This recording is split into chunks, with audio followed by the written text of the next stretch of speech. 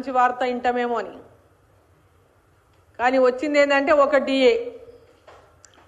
DA ఇస్తామని చెప్పి వాళ్ళు ప్రకటించడం. దీన్ని ఎట్లా ఆపాలా, ఎట్లా చేయాలా, ఏం చెప్పాలని చెప్పనీకి 5 గంటల సమయం తీసుకున్నారు. మేనిఫెస్టోలో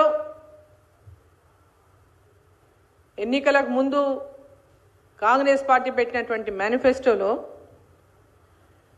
అధికారంలోకి వచ్చిన ఎంబడే డిఏలను అన్నింటి కూడా వెంబడే చెల్లిస్తామని చెప్పి వాళ్ళు హామీ ఇచ్చి అధికారంలోకి వచ్చిండ్రు. అధికారంలోకి వచ్చి దాదాపు 19 నెలలు అవుతున్నా ఒక్క డిఏ ఇస్తామని చెప్పి ప్రకటించడం మరి రాష్ట్ర ప్రభుత్వానికి సిగ్గనిపిస్తలేదా, రాష్ట్ర ముఖ్యమంత్రి గారికి సిగ్గనిపిస్తలేదా అని చెప్పి నేను ప్రశ్నిస్తా ఉన్నా.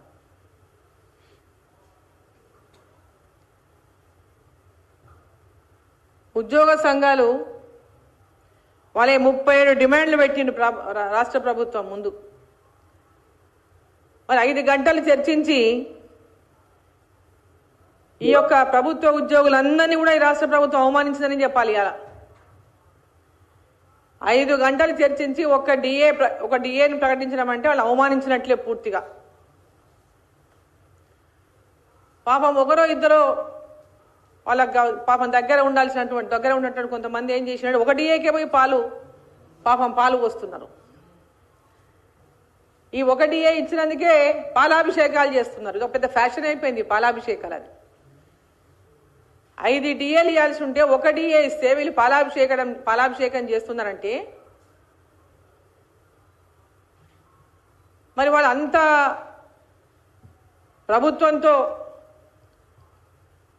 మరి మిగతా 4 డిఏలు కూడా ఎందుకు ఇప్పియలేకపోయిన, ఒక పాలాభిషేకం చేస్తే మిగతా 4 వస్తాయని చేసిండ్రు. ఆ పాలాభిషేకాలు ఓసారి పాలాభిషేకం చేసినటువంటి గతంలో కూడా ఇట్లాంటి పాలాభిషేకాలు చేసి 10 ఏళ్లు చేసి ఉద్యోగులకు ఒరిగిందేమీ లేదు.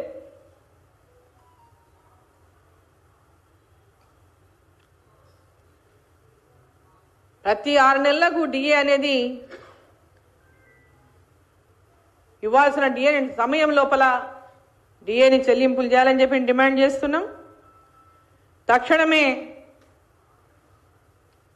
ఉద్యోగస్తులకు రావాల్సినటువంటి మిగతా డిఏలను కూడా వెంబడే ఈ రాష్ట్ర ప్రభుత్వం ప్రకటించాలని చెప్పి మేము డిమాండ్ చేస్తా ఉన్నాం.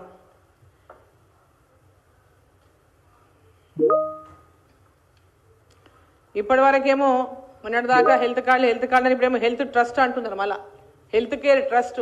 ఇప్పటిదాకా హెల్త్ కార్డు లేక మళ్ళీ హెల్త్ కేర్ ట్రస్ట్తో మళ్ళోసారి ఉద్యోగస్తులను మోసం చేయడానికి రాష్ట్ర ప్రభుత్వం ఒక కొత్తగా పేరు తీసుకొచ్చింది. మళ్ళోసారి మోసం చేయడానికి సిద్ధమైపోయి హెల్త్ కేర్ ట్రస్ట్ అని ప్రకటించింది ఇవాళ.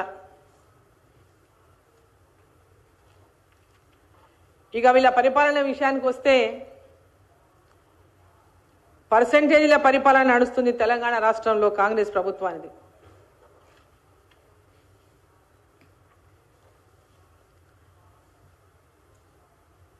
ఎవరిని అడిగినా ఎక్కడ పోయినా పర్సెంటేజీలు ఇయ్యందే ఆ ప్రాంతంలో అభివృద్ధి అనేది జరగడం లేదనేటటువంటి చర్చ పెద్ద ఎత్తున గ్రామాల్లో జరుగుతుంది, నియోజకవర్గాల్లో జరుగుతుంది. రాష్ట్ర ప్రభుత్వంలో కూడా ఏదైనా పెండింగ్ బిల్లులు రావాలంటే 30% పర్సెంటేజీలు చెల్లిస్తేనే పెండింగ్ బిల్లులు వస్తున్నాయి. పైనుంచి కింది దాకా 30% పర్సెంటేజీలు చెల్లించనిదే పెండింగ్ బిల్లులు వచ్చే సమస్య లేదు అనేటటువంటి పెద్ద చర్చ తెలంగాణలో జరుగుతూ ఉంది. ఇవాళ మీరు ఏ నలుగురు జమైనా దాని గురించే మాట్లాడుకుంటున్నాం. ఆర్ఆర్ ట్యాక్స్ గురించి మొట్టమొదటనే వచ్చిన కొన్నాళ్ళకే ఫేమస్ అయింది తెలంగాణ ఆర్ఆర్ ట్యాక్స్ మీద. ఈరోజు పెద్ద ఎత్తున ఈ యొక్క పర్సెంటేజీలు వసూలు చేస్తూ కాంట్రాక్టర్లకు ఎవరికైతే సంవత్సరాలుగా బిల్లులు రాకుండా పనులు చేసి పెండింగ్ బిల్లులతోన ఆత్మహత్యలకు గుండెపోట్లకు లోనై చచ్చిపోతూ ఉంటే పనులు చేసి బిల్లులు రాక సర్పంచులు ఆత్మహత్యలు చేసుకుంటా ఉంటే మరి రాష్ట్ర ప్రభుత్వానికి కళ్ళకు కనిపిస్తలేదు, చెవులకు వినిపిస్తలేదు.